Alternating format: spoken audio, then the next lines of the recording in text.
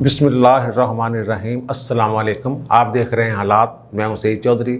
बलगुल अला बिकमालिही कशफुद्दजा बिजमालिही हसनत जमीओ खसालिही सल्लू अलैहि व आलिही। हकीकी शहनशाह कौनैन मलजा दुर्रैन क़ायद मम शाह फ़ज़्ल हुनर मंबा कुल नज़र नूर अल हदा अहमद मुस्तफ़ा सल्लल्लाहु अलैहि वसल्लम का आज यौम वलादत है और तमाम मुसलमान जश्न मना रहे हैं। उनकी आमद का चिरागा हैं। सरकारी सतह पर भी ज़ाहिर है ये दिन मनाया जाता है। तो दुआ इस दिन के हवाले से यही है कि रियासत मदीना का ज़िक्र करने वाले बार बार अल्लाह ताला उनको रियासत मदीना और इस्लाम की सही तालीमात समझने की तौफ़ीक़ अता फ़रमाए। अब आते हैं मौज़ूआत की तरफ, जो आज ज़ाहिर है कि वही इशू में बना हुआ है, DGI-SI। तो कल इस पर एक तफसीली व्लॉग मैंने किया था कि मामला हल हो गए हैं और कराची कोर का भी थोड़ा सा जिक्र मैंने किया था।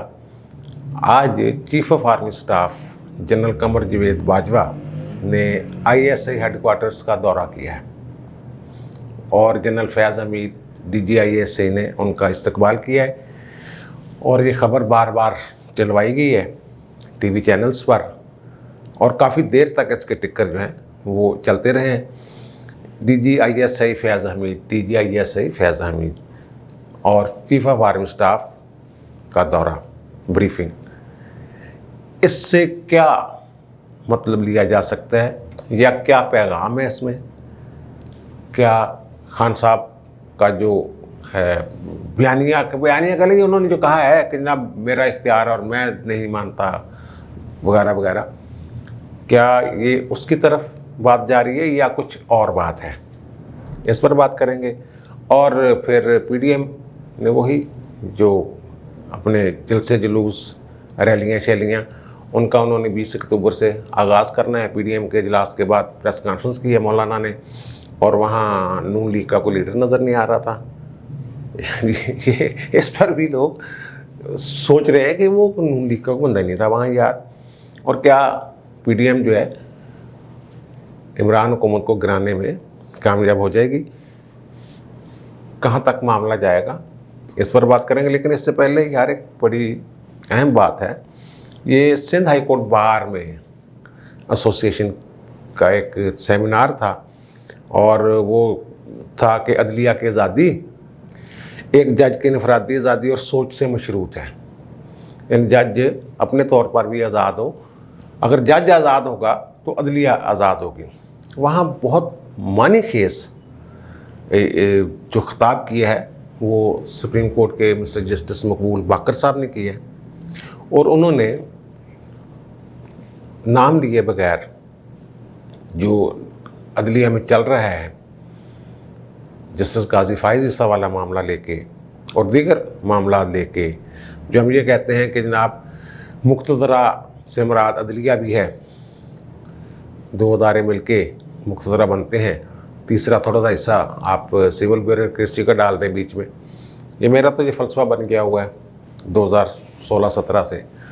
तो मकबूल बाकर साहब ने ये कहा है कि बेंच में इख्तिलाफ़ राय जो है उसको अगर कुचलने की कोशिश की जाए तो निज़ाम अदल की बुनियादें हिल जाती हैं। ये बड़ी अहम बात है। इख्तिलाफ़ी नोट ज़्यादातर जो जजेस दे रहे हैं मुख्तलिफ मुकदमात में, ख़ास तौर पे जो आइनी केसेस हैं उनमें, ये वही के जजेस हैं जिनके बारे में अवाम में ये तासर है, वकला में ये तासर आम है कि ये आइन और कानून की बालादस्ती और आइन और कानून की हुक्मरानी के लिए आज़ादाना सोच के साथ काम करने वाले जज हैं। अब पिछले दिनों जब एक अस्कुत नोटिस लिया था मिस्टर जस्टिस गाजी फाइज ईसा वाले बेंच ने, तो फिर ज़ाहिर है उस बेंच की समाअत हुई। जस्टिस गुलजार साहब भी थे और फिर गुलजार साहब ने एक अजीब व गरीब चीफ जस्टिस पाकिस्तान ने आर्डर जारी कर दिया कि जनाब इमरान खान के ख़िलाफ़ जो मुकदमात हैं उनकी समाअत काजी साहब नहीं करेंगे। इस पे अंदर जो है अदलिया के वो बड़े तफज़ात का इज़हार जजेस की तरफ से किया गया और फिर ज़ाहिर है जो चीफ जस्टिस का वो एक ज़ाहिर है, वो कहते हैं इख्तियार चीफ जस्टिस का है कि रोस्टर जारी करना और बेंच बनाना तो बाजार है, फिर वो नहीं उनको, लेकिन वो जजमेंट पे बड़ा एतराज़ हुआ था कि वो तहरीरी तौर पे ये बात करने की ज़रूरत नहीं थी, ऐसे जजमेंट देने की ज़रूरत नहीं थी कि काजी साहब नहीं बैठेंगे, वो रोस्टर।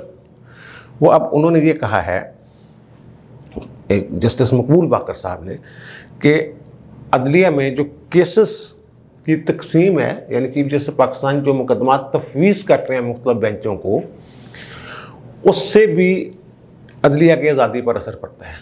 एक मखसूस सोच रखने वाले लोगों को अगर हुकूमत मुखालफ मुकदमात या हुकूमत से मुतल्लिक़ा मुकदमात तफवीज़ किए जाते रहेंगे तो इससे भी अवाम का जो एतमाद है अदलिया पर वो मजरू होगा। ज़ाहिर है एक सोच रखने वाला जज है कि जनाब ये पॉलिसी मैटर है हुकूमत का, इसमें हम मुदाखलत ही नहीं कर सकते। एक सोचा हुआ है कुछ जजेस ने ऐसा कि पॉलिसी मैटर में मुदाखलत नहीं करनी।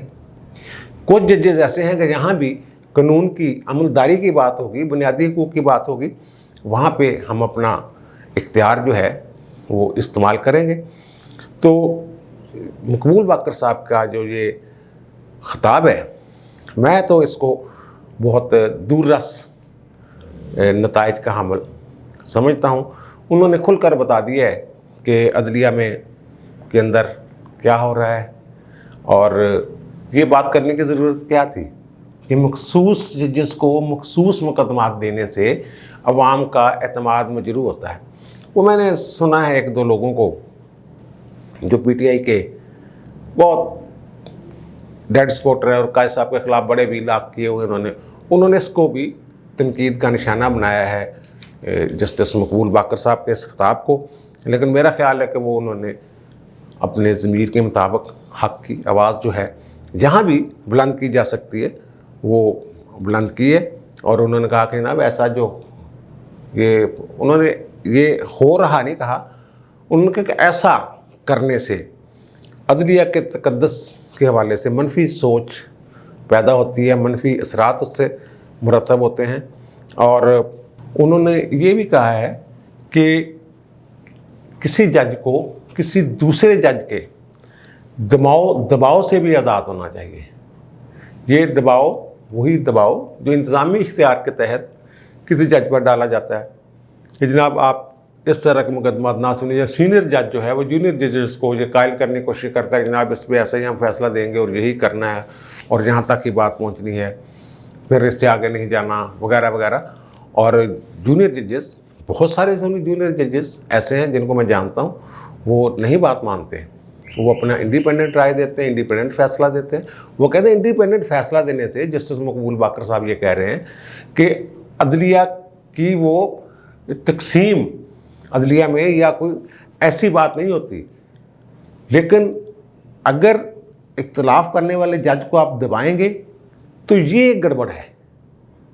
देने दे फैसला जो आज़ादाना उसकी सोच है, जो राय है, जो आइन और कानून को वो समझते हैं, उसके मुताबिक फ़ैसला देने दें। इस पर बहरहाल एक तनकीद शनकीद वो जो एक ख़ास किस्म की सोच रखने वाले लोग हैं जो कहते हैं कि जस्टिस काजी फ़ाइज़ ईसा साहब के साथ ये लोग जो हैं ये खड़े हैं, ऐसी बात नहीं, वो उनकी अखलाक इंडिपेंडेंट सोच है। इन लोगों के बारे में तासर जो वकला का है या वकला के अंदर जो सोच है वो यही है कि यार ये इंडिपेंडेंट जज हैं, और जो जजेस हुकूमत के ख़िलाफ़ दरख्वास्त को या ऐसी दरख्वास्तें जो जिनमें हुकूमती शख्सियात मुलव्वस होती हैं उनके ख़िलाफ़ कार्रवाई की गुंजाइश निकलती है और वो वहाँ कुछ और तरह की बात हो जाती है, या हुकूमत की मंशा के मुताबिक कुछ फ़ैसले आ जाते हैं जो हुकूमत की मंशा के बरखिलाफ़ फ़ैसले देते हैं, उनके बारे में ये तनकीद शुरू कर देते हैं। अब आते हैं PDM के अजलास आज हो गया। उन्होंने कहा जनाब 20 अक्टूबर से हम जलसे जुलूस रैलियाँ निकाल देंगे और गड़बड़ हटा देंगे मामला। और जनाब वो मुझे एक साफ़ी दोस्त कह रहे थे वहाँ कोई जब प्रेस कॉन्फ्रेंस की है मौलाना फजल रहमान साहब ने तो वहाँ कोई मौजूद ही नहीं था नून लीग का, वो मरीम यार उसमें वीडियो लिंक पे थी, तो उस वक्त में भी कोई मौजूद ना हो। बहरहाल ये अगर वो कहते हैं जनाब इसका मतलब ये है कि वो इससे मुत्तफ़िक़ नहीं है, ऐसी बात नहीं है। मौलाना साहब जो हैं उनके साथ वो जो भी ये PTI वाले जो कह रहे हैं ना कि मौलाना साहब अब मैनेजर बन गए हैं, वो क्या लोगों को इकट्ठा करके देने वाले, इस तरह कोई ख़ास फवाद चौधरी साहब फरमा रहे हैं, ऐसी बात नहीं है। वो एक दूसरे की ज़रूरत है। मौलाना साहब को नाराज़ नहीं कर सकते इस मौका पर नून लीग वाले, बल्कि PDM की दीगर जमातें भी, क्योंकि स्ट्रीट पावर जो है, भरपूर स्ट्रीट पावर, वो तो मौलाना के पास है। और मौलाना को इस मरहले पर नाराज़ करके नून लीग जो है वो अपने आप को कमज़ोर करेगी, ऐसी बात ही नहीं है कि वो उनको नाराज़ कर रहे हैं, जो उनकी हाँ में हाँ नहीं मिला रहे। मौलाना साहब ने अपने आप को थोड़ा सा लचक दिखाई है। वो कहते हैं कि जनाब हम सख्त फैसले एकदम नहीं करेंगे, स्टेप बाय स्टेप चलेंगे। और जैसा कल मैंने अर्ज़ किया था कि हर अजलास में अलग स्ट्रेटजी बनेगी, आगे के बारे में, मुस्तकबिल के बारे में, क्या करना है क्या नहीं करना, तो वही लेके चलेंगे। अब ये जो सड़कों पे निकले हैं उसकी वजह ये है जो महंगाई की एक तूफ़ान बर्पा हो गया। और असद उमर साहब ने ये फरमा दिया है, महंगाई कंट्रोल करने के लिए कैबिनेट का इजलास था, और असद उमर साहब फरमा रहे हैं, वज़ीर आज़म साहब की सदारत कर रहे थे, जनाब कंट्रोल करें महंगाई को, ये है वो है, फ़लाँ को नस डालें, फ़लाँ को करें, फ़लाँ को ये करें। असद उमर साहब कह रहे हैं कि 6 महीने तक भाईजान महंगाई कटनी होनी, मार्च तक इंजी जाना, ग्राफ इंजी जाना ऊपर। आज डॉलर भी सुना है वो बुलंद तरीन सतह पर पहुँच गया और रुपया जो है वो नीचे गिर गया। तो ये अवाम के अंदर जो जज्बात हैं, गुस्सा है।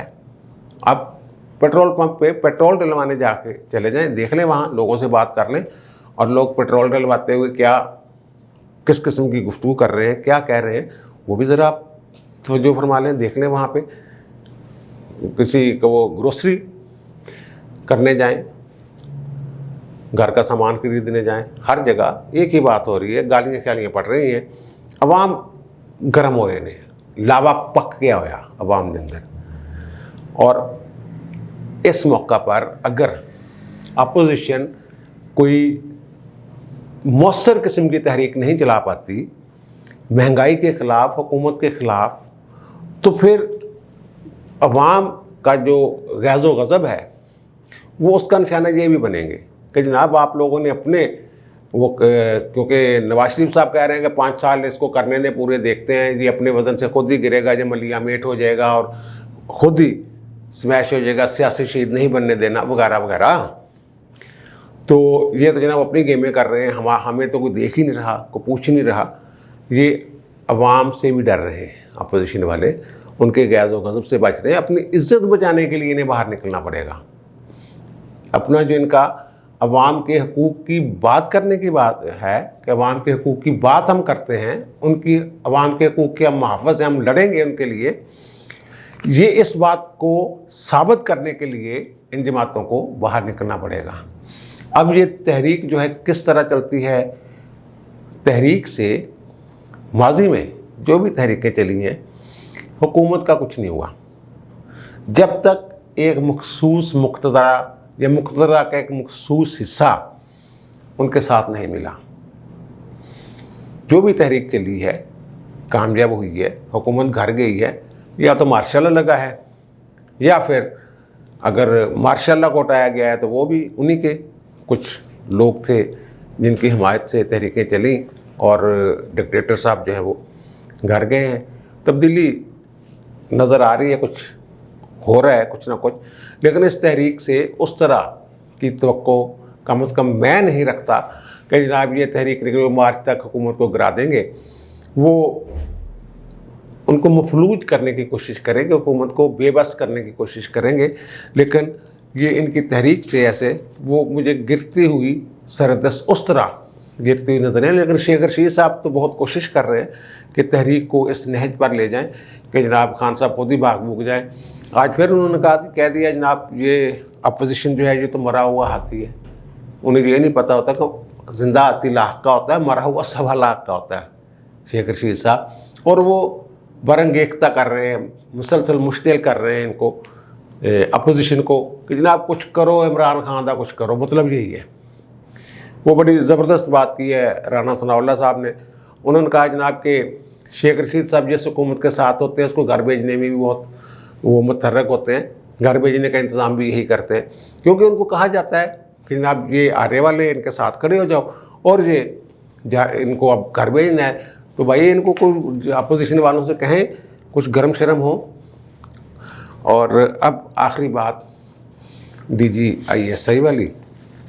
पहले तो वो 3 जो जर्नैल हैं, 18 अक्टूबर उनकी आखिरी डेट थी, आज वो रिटायर हो गए। एक तो उनमें माजिद हसन साहब हैं, आमर अब्बासी साहब हैं, हमूद रहमान ख़ान साहब हैं। और हमूद खान साहब की तो आज उन्होंने बड़ी वहाँ दौरा किया है इमरान खान ने और आर्मी चीफ जनरल बाजवा ने NCOC में, और वहाँ उनकी जो खिदमात है हमूद ज़मान खान साहब की, उसको खराज तहसीन पेश किया। मेजर जनरल आसिम महमूद गराया साहब जो हैं national command and control centre के, उन्होंने अपने को ब्रीफिंग थी, बताया सारा कुछ ये हुआ। और चीफ ऑफ आर्मी स्टाफ ने फिर आज ISI हेडक्वार्टर्स का भी दौरा किया। ये इस पे बड़ी बातें हो रही हैं इन दौरों पे। एक तो जनाब वज़ीर आज़म के साथ इकट्ठे गए वहाँ NCOC में, लेकिन इससे पहले एक मैं बात और कर लूँ। कल मैंने जिक्र किया था कि वहाँ जो फेयरवेल दरबार था या खाना था कराची में, वो हो गया है।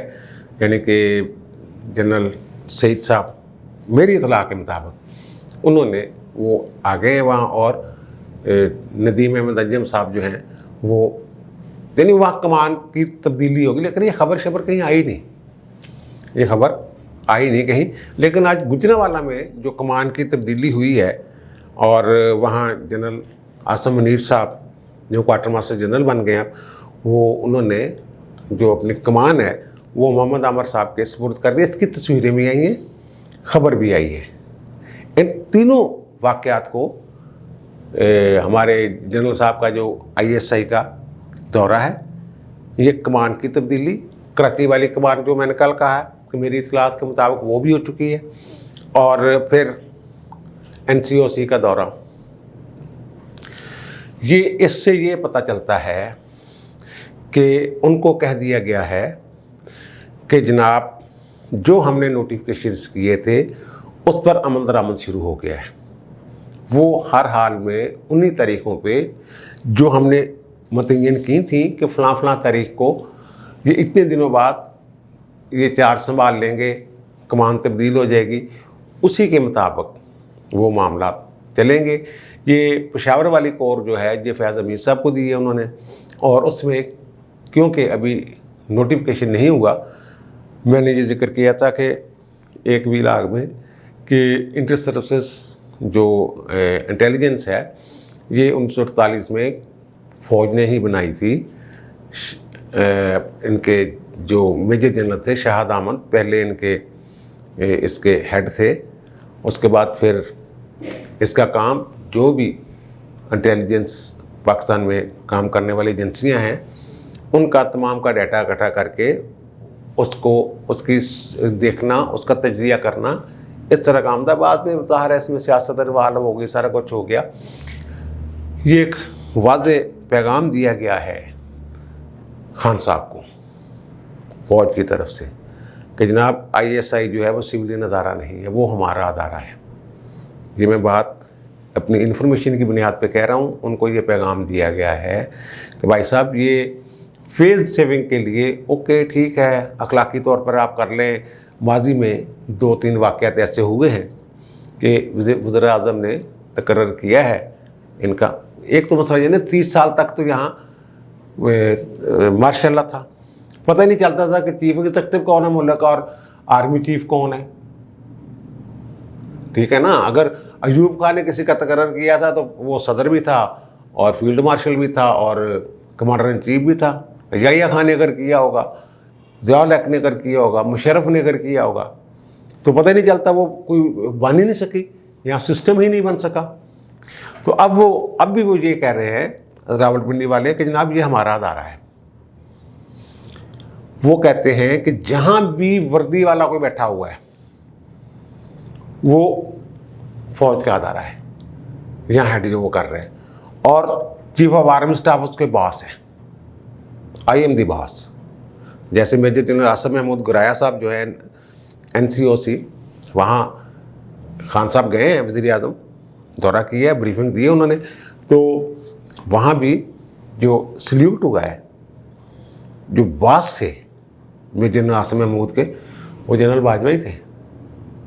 वहाँ यही तासर दिया गया, या तासर मिला, मुझे तो कम से कम यही तासर मिला कि आई एम द बॉस।